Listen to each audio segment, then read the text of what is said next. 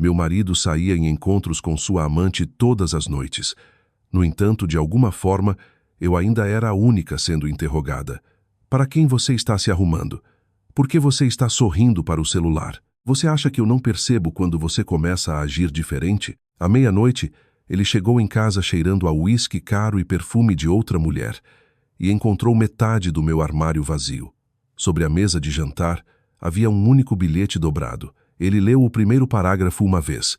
Depois novamente, e pela primeira vez em nossos 14 anos de casamento, Rafael Costa pareceu assustado. Existe um tipo particular de solidão que só existe dentro de um casamento. O tipo em que outra pessoa dorme ao seu lado todas as noites, mas de alguma forma consegue fazer você se sentir invisível dentro da sua própria casa. Por anos, eu me convenci de que a solidão era temporária, que todos os casamentos passavam por estações frias, que homens sob pressão se tornavam distantes às vezes. Rafael trabalhava longas horas em uma firma de imóveis comerciais no centro de São Paulo, e a versão dele que o mundo exterior via era polida, articulada, generosa com apertos de mão e gorjetas em restaurantes. Ele lembrava aniversários, enviava flores de condolências quando colegas perdiam parentes, doava para eventos de golfe beneficentes e sabia exatamente o quão alto rir durante jantares de negócios. As pessoas o amavam. Essa era a parte perigosa. Homens como Rafael nunca parecem cruéis à distância. Eles parecem bem-sucedidos. Nós morávamos em Nova Harmonia, um daqueles bairros suburbanos tranquilos alinhados com cercas vivas aparadas, cestas de basquete e SUVs estacionadas em garagens limpas. Nas noites de outono, vizinhos passeavam com Golden Retrievers, enquanto crianças andavam de bicicleta sob as luzes da rua. E de fora, nossa família se encaixava perfeitamente na imagem. Tínhamos uma bela casa, uma filha de 10 anos chamada Luna, com pijamas de Natal combinando todo dezembro e fotos de férias emolduradas penduradas sobre a lareira. Mas fotografias são especialistas em mentir. A verdade era muito mais quieta. Ela vivia na forma como Rafael mal olhava para mim e Neymor, a menos que estivesse criticando algo, a forma como sua voz se tornava afiada quando eu comprava um vestido novo, a forma como ele casualmente desaparecia toda quinta-feira à noite e voltava cheirando a perfume que não era o meu. No início, eu tentei nos salvar. Deus, eu tentei. Eu cozinhava as refeições favoritas dele mesmo quando ele as ignorava. Eu ficava acordada esperando por ele muito depois da meia-noite, porque pensava que talvez homens exaustos ainda precisassem de alguém esperando em casa. Eu sugeria aconselhamento com cuidado, gentilmente, da forma como as pessoas se aproximam de animais feridos. Rafael ria. Nós não somos um daqueles casais. Então ele adicionava algo pior. Você está só emocional ultimamente. Essa frase se tornou a arma favorita dele. Você está emocional. Você está pensando demais. Você está imaginando coisas. Eventualmente você começa a questionar seus próprios instintos. É assim que o gaslighting funciona. Ele não chega gritando. Ele chega devagar até sua confiança erodir tão gradualmente que você mal nota ela desaparecendo. Eu percebi o caso 6 meses antes de admitir para mim mesma. O nome dela era Beatriz Lima, 28 anos, maçãs do rosto marcadas, cabelo loiro tão perfeitamente mantido que parecia caro mesmo sob iluminação fluorescente. Ela trabalhava no escritório de Rafael lidando com contas corporativas. E, de acordo com Rafael, ela era só uma colega que mandava mensagens para ele depois da meia-noite, uma colega que de alguma forma aparecia no fundo de suas fotos de jantares de negócios, uma colega que usava o mesmo perfume que ficava nas camisas sociais do meu marido. A primeira vez que o confrontei, Rafael não entrou em pânico. Ele pareceu irritado. Isso doeu mais. Você seriamente acha que eu arriscaria nossa família por alguma garota do trabalho? Ele perguntou, jogando as chaves do carro no balcão da cozinha. Helena, vamos. Então ele estudou meu rosto cuidadosamente e sorriu da forma como advogados sorriem antes de destruir uma testemunha. Honestamente, talvez se você passasse menos tempo me espionando e mais tempo cuidando de si mesma. Ele deixou a frase pairando inacabada. Ele sabia exatamente o que estava fazendo. Por então, eu tinha passado quase 11 anos priorizando todo mundo acima de mim mesma. Depois que Luna nasceu, eu saí da minha posição em marketing porque a carreira de Rafael estava acelerando e os custos de cuidados infantis eram insanos. O arranjo fazia sentido financeiramente. Pelo menos era o que dizíamos a nós mesmos. Eu cuidava das buscas na escola, consultas no dentista, compras de supermercado, projetos de feira de ciências, lavanderia, planejamento de refeições, festas de aniversário, reuniões com professores e todo o trabalho invisível que mantém uma família funcionando. Rafael chamava isso de não trabalhar. Com o tempo, eu parei de me reconhecer. Meu mundo se tornou horários, tarefas e exaustão. Enquanto isso, Rafael se tornava mais bem-sucedido, mais confiante, mais convencido de que toda a estrutura da nossa vida existia só por causa dele. E, estranhamente, quanto mais culpado ele se sentia, mais suspeito ele agia em relação a mim. Se eu usava maquiagem para jantar com amigos, ele notava. Se eu comprava saltos novos, ele questionava. Se meu celular vibrava, seus olhos se levantavam imediatamente. Uma noite, enquanto abotoava meu casaco antes de encontrar uma velha amiga da faculdade para um café, eu peguei Rafael me encarando da ilha da cozinha. "Para quem você está se arrumando?" Ele perguntou casualmente. Eu ri no início porque a hipocrisia era quase inacreditável. Mas Rafael não riu. Ele cruzou os braços. "Estou falando sério, Helena." Para a Mariana, respondi secamente. "A menos que você ache que sua amiga contadora antiga secretamente se tornou um homem de 1,80. Sua expressão escureceu. "Você tem agido diferente ultimamente." Lá estava de novo. Projeção disfarçada de acusação. Eu me lembro de olhar para ele muito cuidadosamente naquela noite. Realmente olhando para ele e percebendo algo perturbador. Rafael não me via mais como um ser humano com sentimentos. Eu era infraestrutura, suporte emocional, mão de obra doméstica, gerenciamento de reputação, uma esposa estável em casa que tornava a vida dele mais fácil, enquanto ele buscava empolgação em outro lugar. E porque ele me via como fraca, ele assumia que eu toleraria qualquer coisa. Essa ilusão se quebrou em uma terça-feira chuvosa de outubro. Rafael achava que eu estava dormindo no andar de cima, quando atendeu uma ligação no quintal dos fundos. Eu só desci porque Luna tinha esquecido seu caderno de matemática na cozinha, e enquanto me aproximava da porta de correr de vidro, eu o ouvi rindo baixinho no telefone. Não a risada educada que ele usava com clientes. Uma real, quente, íntima. Então veio a frase que mudou tudo. "Ela nunca vai embora", ele disse para Beatriz. "A Helena é dependente demais de mim." Honestamente, ela nem saberia por onde começar. Eu parei de andar. A chuva batia gentilmente contra o vidro enquanto meu marido ria baixinho da minha existência inteira. "Ela ainda acha que esse casamento pode ser consertado", ele acrescentou. Algo dentro de mim ficou imóvel. Não quebrado, imóvel. Aquele foi o momento em que eu finalmente entendi a verdade. Rafael não me amava. Mas pior que isso, ele tinha parado de me respeitar há muito tempo. E uma vez que o respeito desaparece de um casamento, a crueldade se instala confortavelmente. Eu subi as escadas, guardei devagar o caderno de Luna na mochila dela, beijei sua testa enquanto ela dormia e fiquei sozinha no corredor depois, ouvindo o som da minha própria respiração. Então entrei no nosso quarto, abri o laptop e pesquisei advogados de divórcio em São Paulo. Não porque eu fosse impulsiva, mas porque pela primeira vez em anos eu estava acordada. A coisa estranha sobre finalmente desistir de alguém é como parece pacífico no começo. Não feliz, não aliviada, só quieta. Por anos, minha mente viveu dentro de uma tempestade constante, analisando os humores de Rafael, prevendo suas reações, ensaiando conversas antes que elas acontecessem, me culpando por tensões que eu não criei. Mas uma vez que aceitei que meu casamento já estava morto, o barulho na minha cabeça começou a sumir. Eu parei de tentar consertar coisas que foram projetadas para me quebrar, e Rafael notou a mudança imediatamente. Homens como meu marido são especialistas em detectar mudanças na gravidade emocional. No momento em que uma mulher para de orbitar em torno deles, eles sentem.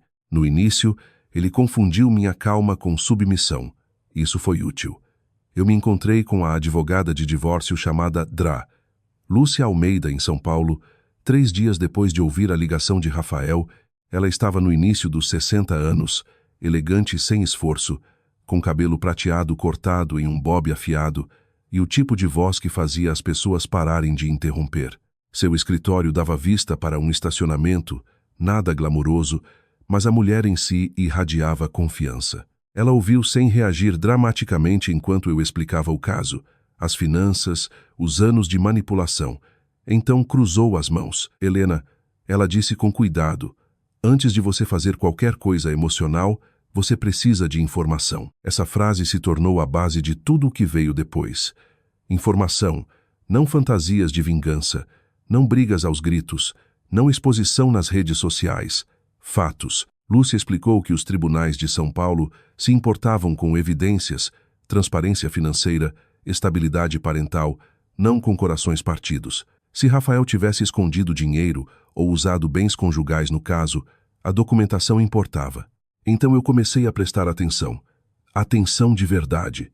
E uma vez que fiz isso, as rachaduras na vida cuidadosamente construída de Rafael se tornaram impossíveis de ignorar. Ele estava gastando muito mais do que alegava. Havia cobranças de restaurantes no centro de São Paulo quase todas as noites, pagamentos de hotéis de luxo disfarçados de entretenimento de clientes, compras de joias caras que nunca entraram em nossa casa e retiradas mensais de uma conta que eu não reconhecia. Rafael tinha ficado descuidado porque a arrogância torna as pessoas descuidadas.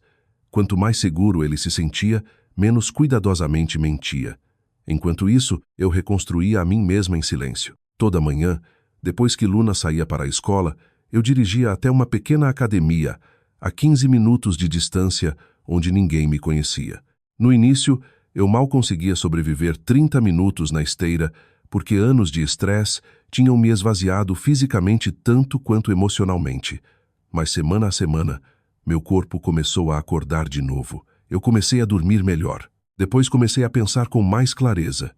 Depois da academia, eu atualizava meu currículo, enquanto sentava em cafeterias com fones de ouvido, reaprender softwares que tinham evoluído durante meus anos longe da força de trabalho. O marketing tinha mudado dramaticamente desde que eu saí, mas não o suficiente para apagar tudo o que eu sabia. Eu fazia cursos de certificação online à noite depois que Luna ia dormir, às vezes até a 1 da manhã, enquanto Rafael mandava mensagens para Beatriz lá embaixo fingindo responder e-mails de trabalho. A ironia quase me divertia. Enquanto ele investia no caso, eu investia na minha fuga. Em 2 meses, eu consegui trabalho freelance remoto, ajudando pequenas empresas a gerenciar campanhas de publicidade digital. O dinheiro era modesto no início, mas o efeito psicológico era enorme. Cada depósito direto na minha conta corrente privada parecia oxigênio voltando aos meus pulmões. Eu não percebia o quanto tinha ficado presa financeiramente até começar a ganhar de novo. Rafael notou minha independência crescente antes de entender sua origem. Você tem saído bastante? Ele comentou uma noite enquanto rolava o celular no jantar. Eu vou para a academia. Todo dia, eu dei de ombros levemente, mais ou menos. Seus olhos se estreitaram. Lá estava de novo, a suspeita florescendo dentro do culpado. Ironia, quanto melhor eu ficava, mais paranoico Rafael se tornava. Ele tinha passado anos se convencendo de que eu estava quebrada demais, dependente demais, insegura demais para ir embora. Mas confiança muda a atmosfera ao redor de uma pessoa. Até o silêncio parece diferente quando não vem mais do medo. Uma noite de sexta, eu desci usando jeans escuros, botas e um suéter creme justo porque Mariana tinha me convidado para um bar de vinhos no centro. Rafael olhou imediatamente do sofá. É isso que você vai vestir? Eu olhei para ele calmamente. Sim, para uma noite de meninas. Eu quase sorri. O homem que passava noites regularmente dormindo com outra mulher agora queria explicações para suéteres. O que exatamente você está me perguntando, Rafael? Sua mandíbula se apertou porque pessoas manipuladoras odeiam perguntas diretas. Nada, ele murmurou. Mas mais tarde naquela noite, depois que eu voltei para casa, eu o peguei checando a quilometragem do meu carro na garagem. Aquele foi o momento em que eu entendi algo profundamente patético sobre meu marido. Trair não o tinha feito se sentir poderoso. Tinha feito ele ficar aterrorizado, porque em algum lugar abaixo do ego, Rafael sabia uma verdade brutal. Se eu algum dia o tratasse como ele me tratava, ele desmoronaria. E devagar, lindamente, ele começou a desmoronar. De qualquer forma, quanto mais distante emocionalmente eu ficava, mais controladora e imprudente ele agia. Ele começou a fazer perguntas inocentes para Luna. Mamãe foi a algum lugar hoje? Quem ligou para a mamãe mais cedo? Ela estava mandando mensagem para alguém no jantar? Ouvir ele puxando nossa filha para sua paranoia me enchia de um nojo frio que eu não consigo descrever completamente. Naquela mesma semana, eu descobri outra coisa. Beatriz não estava apaixonada por Rafael, nem perto. Eu descobri por acidente enquanto revisava extratos de cartão de crédito com Lúcia, escondidos entre cobranças de hotéis e jantares de luxo, havia pagamentos recorrentes por um aluguel de apartamento no centro, bolsas de grife e um SUV BMW branco que Rafael claramente tinha financiado para outra pessoa. Beatriz era cara e Rafael, desesperado para se sentir jovem, admirado e importante, pagava feliz. Lúcia se recostou na cadeira depois de revisar os documentos. Ele está queimando dinheiro mais rápido do que percebe. Não era só isso. Rafael também tinha acumulado uma dívida significativa de cartão de crédito, embora escondesse com cuidado transferindo saldos entre contas. Manter a ilusão de riqueza tinha se tornado parte de sua identidade. Jantares chiques, relógios, fins de semana de golfe, serviço de garrafa com clientes. O caso em si era só mais uma performance que ele não podia pagar. E pela primeira vez em anos, eu parei de ver Rafael como intimidante. Eu o via como frágil. Essa percepção mudou completamente a temperatura emocional, porque vingança nascida da dor é bagunçada, mas vingança nascida da clareza. Essa se torna estratégia. Nos meses seguintes, eu reuni tudo em silêncio. Extratos bancários, capturas de tela, recibos de viagens, registros de telefone, e-mails encaminhados para armazenamento privado. Cada peça de evidência foi organizada com cuidado em pastas criptografadas que Lúcia me instruiu a manter. Eu nunca gritei, nunca confrontei Beatriz, nunca quebrei pratos ou postei citações crípticas online como as pessoas esperavam que esposas traídas fizessem. Em vez disso, eu sorria com mais frequência. Isso perturbava Rafael muito mais do que raiva jamais poderia. Uma noite, ele me encurralou na cozinha depois da meia-noite, sua expressão tensa de uísque e insegurança. Você tem agido realmente estranho ultimamente. Eu continuei carregando a lava-louças calmamente. Talvez eu só esteja cansada. Cansada de quê? De você? A palavra pairou em silêncio dentro do meu peito, mas eu simplesmente fechei a porta da lava-louças, cansada de discutir. Rafael me estudou por vários longos segundos como se tentasse resolver uma equação que de repente não fazia mais sentido. Então ele fez a pergunta que quase me fez rir. Você não está vendo alguém, está? Eu olhei diretamente nos olhos dele. Não. Eu disse com sinceridade, mas um de nós definitivamente está. Seu rosto endureceu instantaneamente, e pela primeira vez em anos, Rafael pareceu nervoso. Aquela noite, depois que ele finalmente subiu, eu sentei sozinha na mesa da cozinha, sob as luzes suaves do pendente amarelo, e abri um e-mail de Lúcia. O assunto dizia: estratégia preliminar de divórcio. No final havia uma frase final.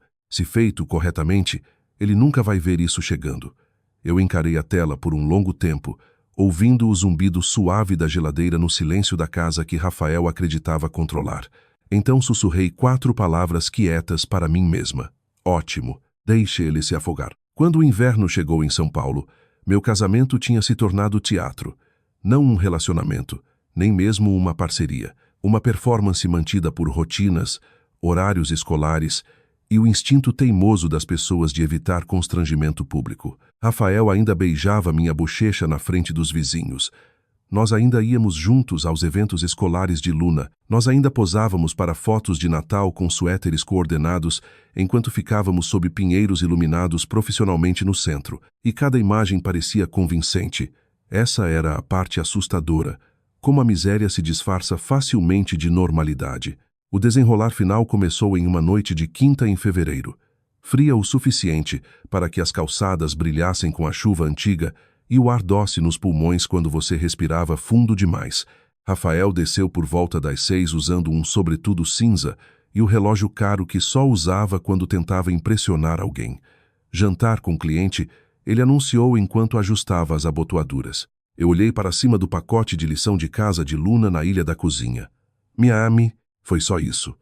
Nenhuma pergunta, nenhuma suspeita, nenhuma reação emocional. Minha indiferença, o perturbava mais do que acusações jamais tinham. Você não se importa para onde eu vou? Ele perguntou. A pergunta quase me fascinou psicologicamente. Um homem traidor ainda queria prova emocional de que importava. Eu entreguei a Luna uma borracha calmamente. Você normalmente não me conta a verdade mesmo. Rafael me encarou brevemente, pego de surpresa, mas então seu ego o resgatou como sempre. Bem, talvez a honestidade fique difícil quando a casa parece hostil o tempo todo. Lá estava o clássico reverso. Traição transformada em vitimismo.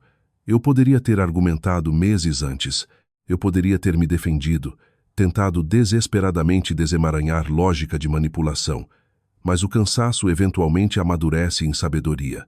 Então, em vez disso, eu simplesmente sorri levemente. Dirija com cuidado. As palavras o perturbaram o suficiente para ele sair sem outro comentário.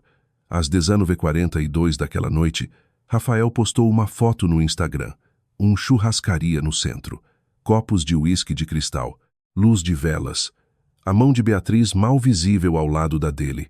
Descuidado, arrogante, quase insultuoso. Eu encarei a imagem por alguns segundos. Então tranquei o celular e me levantei devagar dentro da cozinha que um dia tinha sido o centro da minha vida inteira. Lá fora, a chuva caía quietamente pela rua suburbana escura. Dentro, eu finalmente comecei a sair. Eu tinha me preparado por semanas. O contrato de aluguel do apartamento já estava assinado só no meu nome, um modesto de 2 quartos em um bairro mais quieto perto da escola de Luna.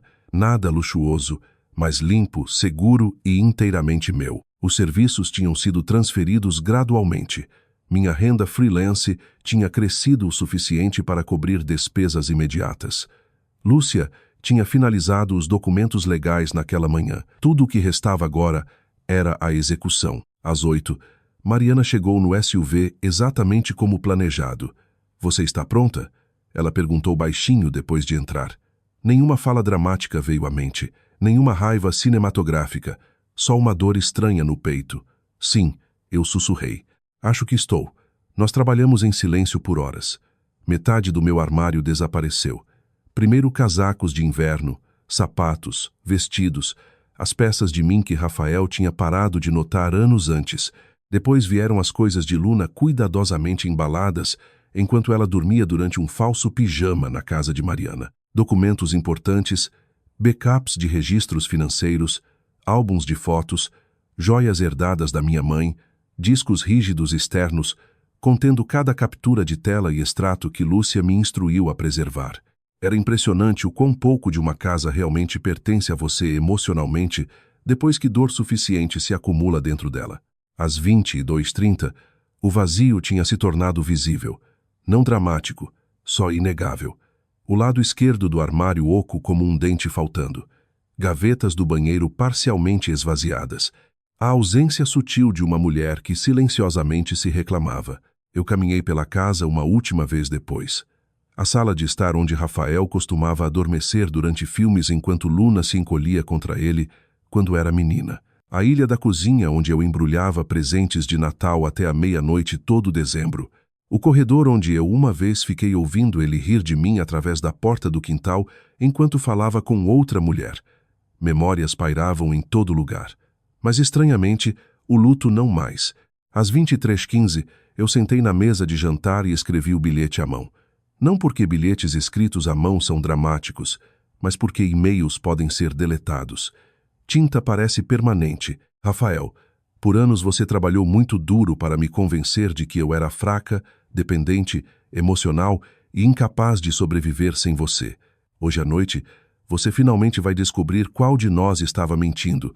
Eu sei sobre Beatriz. Eu sei sobre as contas escondidas, o apartamento, a dívida e o dinheiro que você usou para financiar seu caso, enquanto fingia que nosso orçamento familiar era apertado.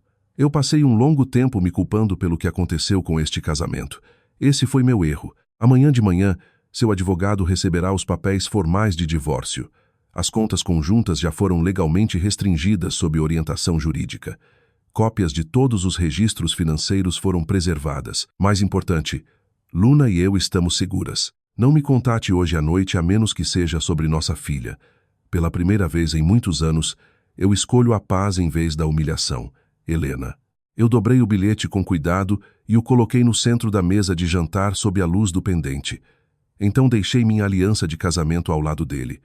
Não jogada dramaticamente, não escondida, simplesmente devolvida. Mariana carregou a última caixa no porta-malas enquanto eu ficava na garagem olhando para a casa. Gotas de chuva caíam silenciosamente no meu cabelo, derretendo contra minha pele. "Você está bem?" ela perguntou. Eu pensei sobre a pergunta honestamente. A resposta me surpreendeu. Sim, e eu estava porque o medo finalmente tinha trocado de lado. Nós dirigimos embora um pouco depois das 23h30. Eu não chorei. Nem quando cruzamos o centro de Nova Harmonia. Nem quando meu celular vibrou 2 vezes com notificações sem sentido. Nem mesmo quando percebi que nunca mais dormiria no meu antigo quarto. O que senti em vez disso foi algo mais frio e firme. Liberdade.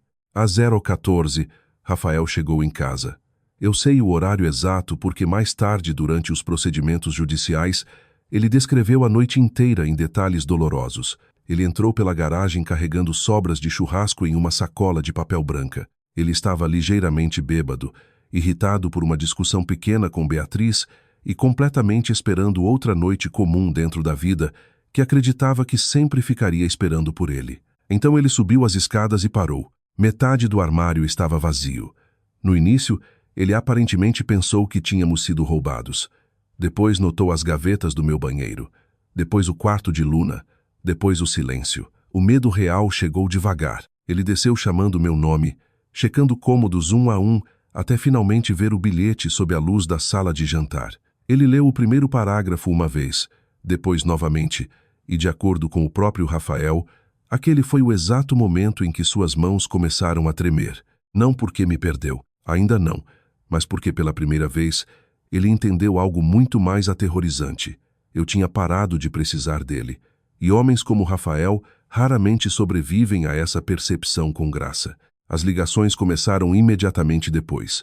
7 chamadas perdidas em 14 minutos, depois mensagens. "Helena, onde você está? Que diabos é isso? Você levou Luna.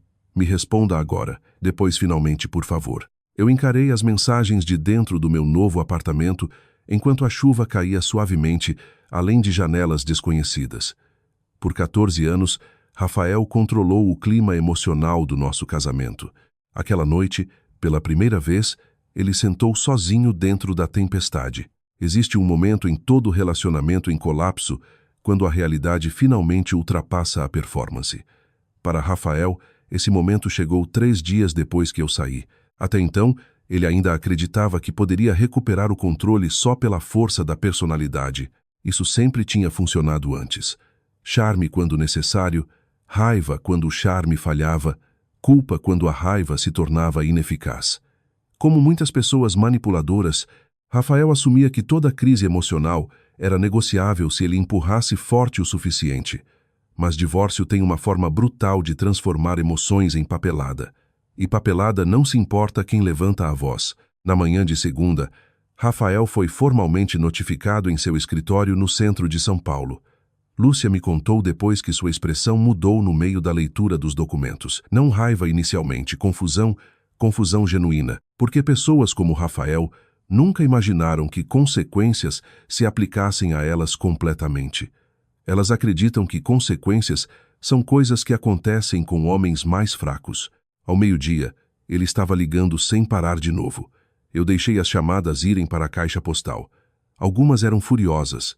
"Helena, isso é insano. Você está destruindo a vida de Luna porque está emocional. Você não tinha direito de restringir as contas sem me avisar." Outras soavam assustadas de formas que eu nunca tinha ouvido antes. "Nós podemos resolver isso. Por favor, me ligue de volta. Você está exagerando." Essa última frase quase me fez rir alto. Exagerando. Depois de anos de infidelidade, engano financeiro, humilhação e manipulação psicológica, minha decisão de sair quietamente com documentação legal era aparentemente a parte irracional. A mente humana se protege com delírio extraordinário. Ainda assim, apesar de tudo, eu nunca pretendi destruir Rafael completamente. Essa distinção importava profundamente para mim. Eu não estava interessada em vingança que envenenasse pessoas inocentes junto com o culpado. Luna ainda amava o pai dela. O que quer que Rafael tivesse se tornado como marido, ele permanecia importante para ela emocionalmente. Eu me recusei a transformar nossa filha em dano colateral pela minha dor. Então eu segui o conselho de Lúcia com cuidado. Nenhuma briga aos gritos na frente de Luna, nenhuma alienação parental, nenhuma humilhação nas redes sociais, nenhuma cena vingativa, só limites. Limites frios, legais, inabaláveis. Ironia, esses limites desestabilizaram Rafael mais efetivamente do que raiva jamais poderia, porque raiva teria permitido ele se sentir poderoso de novo. Calma o forçou a sentar consigo mesmo, e Rafael odiava a própria companhia. O desenrolar acelerou rapidamente depois disso. Em 2 semanas, Beatriz desapareceu da vida dele quase completamente. Eu descobri isso por acidente durante uma reunião de custódia, quando Rafael chegou parecendo exausto, sem barbear e significativamente mais velho do que eu lembrava. A transformação me assustou mais do que eu esperava. O estresse tinha esvaziado seu rosto. Sua confiança não entrava mais nas salas antes dele. Em um ponto, enquanto revisávamos horários escolares para Luna, ele murmurou amargamente: Beatriz bloqueou meu número. Eu olhei para cima devagar, não triunfante, só quieta. O que você esperava? Eu perguntei. Rafael riu uma vez, mas não havia humor nisso. Ela disse que não se inscreveu para todo esse drama. Claro que não. Mulheres como Beatriz nunca se apaixonam por homens casados. Elas se apaixonam pela fantasia que esses homens compram para elas. Restaurantes, atenção, luxo, empolgação, ego, validação. Mas uma vez que as consequências chegam, a fantasia evapora rápido. Aparentemente, Rafael tinha prometido a ela viagens para Búzios que agora eram impossíveis, porque várias de suas contas tinham se tornado legalmente escrutinadas durante os procedimentos de divulgação financeira. Isso foi outro choque esperando por ele. A investigação de Lúcia descobriu muito mais dívida escondida do que eu suspeitava originalmente. Rafael tinha movido dinheiro entre contas por anos, usando bônus para cobrir obrigações de crédito, enquanto mantinha a aparência de sucesso financeiro. O caso acelerou o dano dramaticamente. Então vieram as consequências profissionais.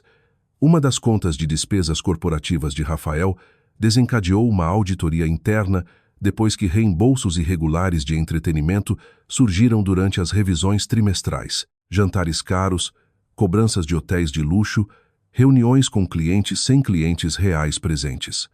Alguém na empresa começou a fazer perguntas. Tecnicamente, eu nunca contatei o empregador de Rafael diretamente. Eu não precisei. A verdade eventualmente desenvolve gravidade por si só. No início da primavera, Rafael foi colocado em licença administrativa temporária pendente de investigação. A notícia viajou quietamente pelo nosso círculo social primeiro, depois menos quietamente. Comunidades suburbanas prosperam em aparências curadas e escândalos, envolvendo casais abastados, se espalham com velocidade impressionante sob conversas educadas em supermercados e jogos de futebol. Mulheres que uma vez invejavam meu casamento de repente olhavam para mim com simpatia desconfortável. Homens que jogavam golfe com Rafael paravam de fazer contato visual em eventos escolares. Por anos, Rafael controlou a narrativa do nosso casamento. Agora, ele não conseguia controlar nenhuma narrativa e, estranhamente, assistir seu colapso não parecia satisfatório da forma como eu uma vez imaginava que vingança poderia parecer. Parecia triste. Não porque ele não merecesse consequências. Ele merecia completamente, mas porque, em algum lugar abaixo de toda a arrogância e traição, eu ainda via o homem com quem me casei anos antes. Ambicioso, engraçado, charmoso, inseguro de formas que nenhum de nós entendia na época. Rafael não tinha se tornado monstruoso da noite para o dia. Ele tinha flutuado até lá gradualmente por entitlement, ego, desonestidade e a crença perigosa de que amor garantia perdão permanente. A maioria das pessoas não destrói suas vidas em uma decisão dramática. Elas as destroem devagar por permissões pequenas repetidas. Enquanto isso, minha própria vida se tornou assustadoramente pacífica. O apartamento começou a parecer um lar. Luna se ajustou mais rápido do que eu temia. Em grande parte porque crianças notam tensão muito antes de adultos admitirem que existe. Uma noite, enquanto cozinhávamos massa juntas, ela olhou para mim e disse algo que quase partiu meu coração. Você sorri mais agora. Eu me virei brevemente sob o pretexto de checar a água fervendo, porque de repente não confiava no meu rosto. Crianças sempre sabem. Meu trabalho freelance se expandiu constantemente também. Uma pequena startup de saúde me ofereceu um contrato de marketing de longo prazo e pela primeira vez em mais de uma década, eu me sentia profissionalmente viva de novo. Eu comprei móveis que Rafael teria odiado, cadeiras de assento azul suave, arte abstrata, luminárias douradas, e descobri como é curador construir espaços que ninguém mais controla. Então, em abril, Rafael pediu para se encontrar em particular. Sem advogados, ele disse pelo telefone: "Por favor." Contra a recomendação de Lúcia, eu concordei. Nós nos encontramos em um café tranquilo perto do Parque Ibirapuera, em uma tarde cinzenta encharcada de chuva de primavera. Rafael chegou cedo. Quando eu entrei, ele se levantou instintivamente como costumava anos atrás, antes que o ressentimento envenenasse tudo entre nós. Por um momento Luali agitou algo perigoso em mim. Memória. Então ele falou. E a realidade voltou. Eu estraguei tudo, ele disse imediatamente. Não dramaticamente, não manipuladoramente, só cansado. Eu sentei em frente a ele com cuidado. Sim, eu respondi. Rafael esfregou as duas mãos no rosto antes de continuar.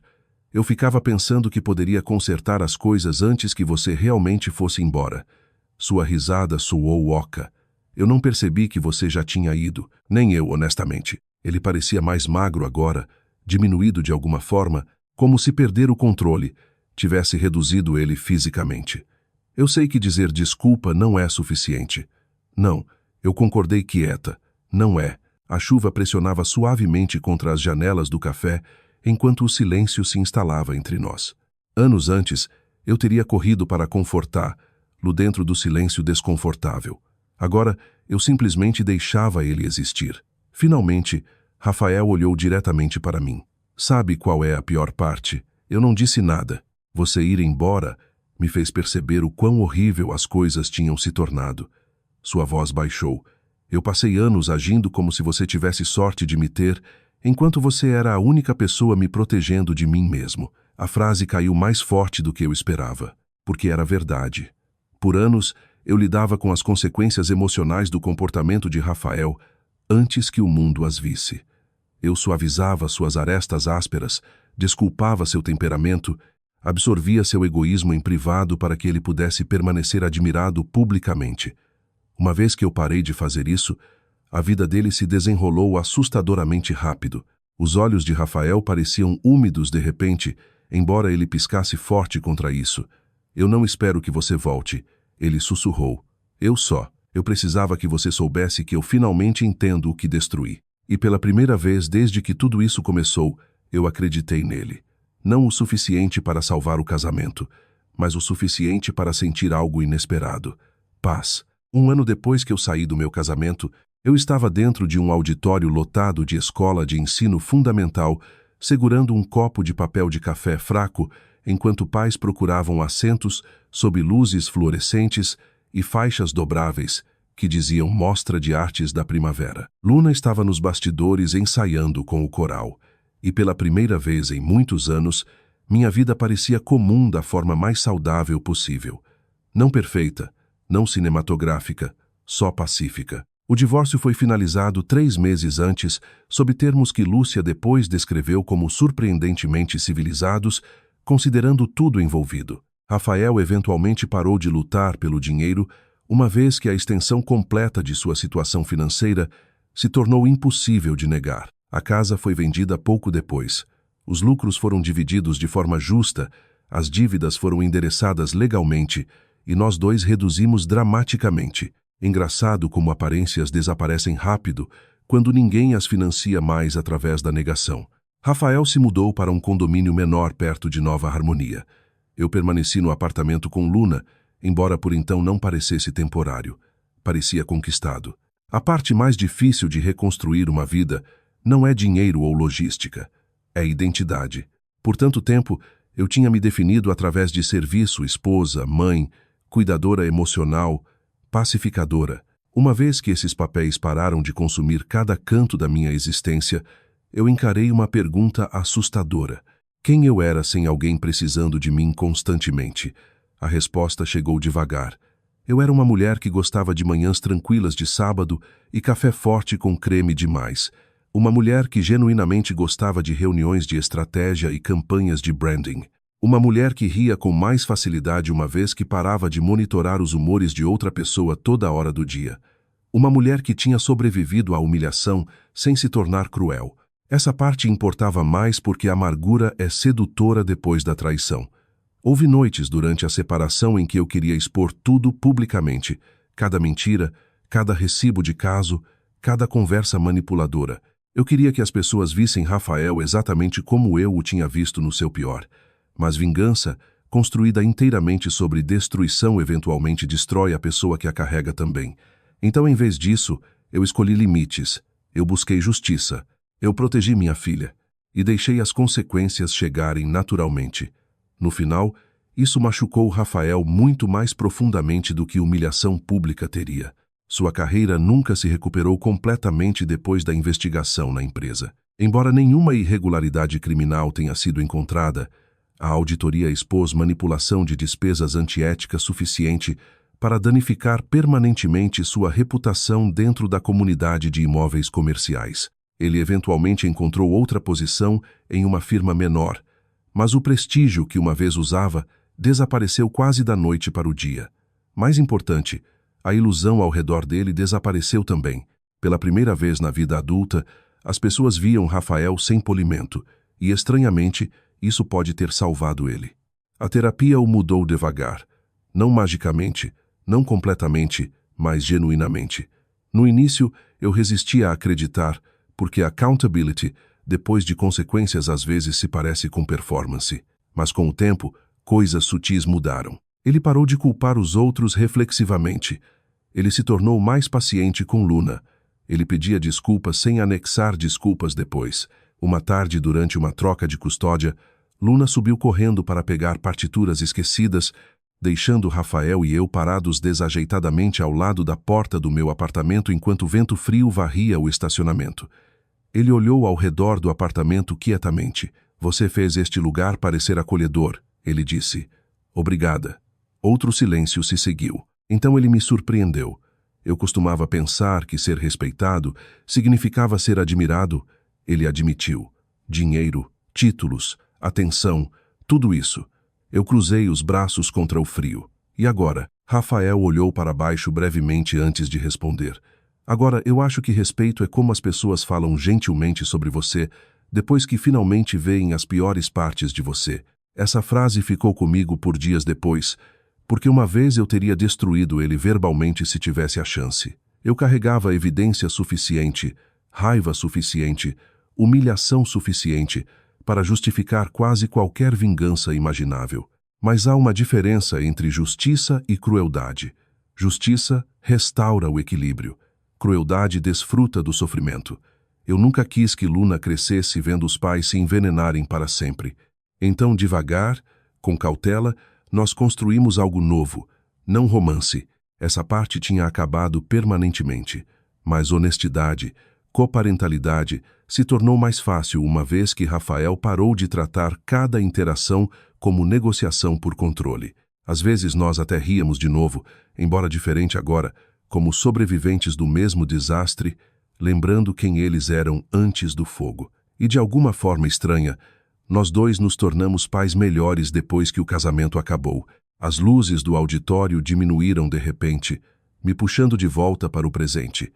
Pais se aquietaram enquanto alunos começavam a entrar no palco, usando uniformes pretos de concerto e expressões nervosas. Algumas fileiras à frente, Rafael entrou quietamente pelo corredor lateral. Nossos olhos se encontraram brevemente. Então, naturalmente, ele sentou ao meu lado. Sem tensão, sem performance, só duas pessoas que finalmente tinham esgotado sua capacidade de fingir. Luna nos viu dos degraus e sorriu imediatamente.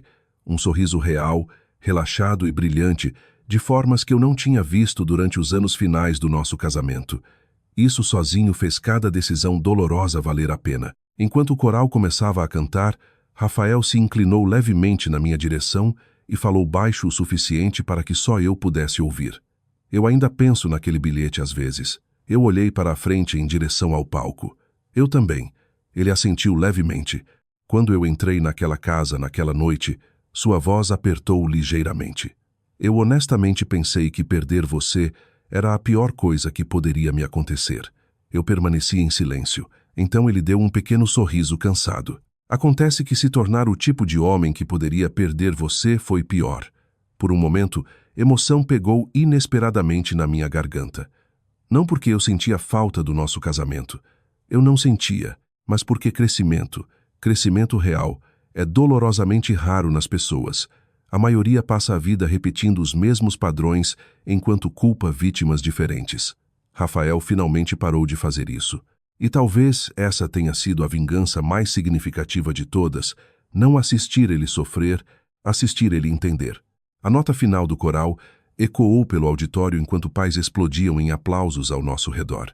Luna procurou a multidão imediatamente depois, olhos brilhando sob as luzes brilhantes do palco, e acenou com as duas mãos entusiasticamente quando nos encontrou sentados ali juntos, seguros, mais velhos, mais sábios, humanos de novo. Mais tarde naquela noite, depois que a apresentação terminou e Luna adormeceu no banco de trás durante o caminho para casa, eu a carreguei cuidadosamente escada acima para a cama. Então fiquei sozinha ao lado da janela do apartamento, olhando para ruas suburbanas quietas, brilhando sob luzes âmbar da rua. Um ano antes, eu tinha saído de outra casa carregando caixas e coração partido, convencida de que minha vida estava acabando. Na realidade, ela finalmente tinha começado, porque a noite em que Rafael encontrou metade do meu armário vazio, ele pensou que estava perdendo uma esposa. O que ele realmente perdeu foi a única pessoa que tinha passado anos o protegendo das consequências de se tornar ele mesmo.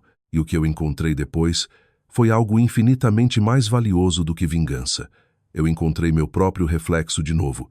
Se esta história tocou você de alguma forma, se você já ficou tempo demais em um relacionamento que lentamente apagou pedaços de quem você era, lembre-se disso. Amor nunca deve exigir que você abandone sua dignidade para manter a paz. Às vezes ir embora não é crueldade. Às vezes é o primeiro ato honesto de autorrespeito. E se você gostou desta história, considere compartilhar com alguém que pode precisar ouvir e se inscrever para mais histórias profundamente emocionais sobre amor, traição, cura e segundas chances.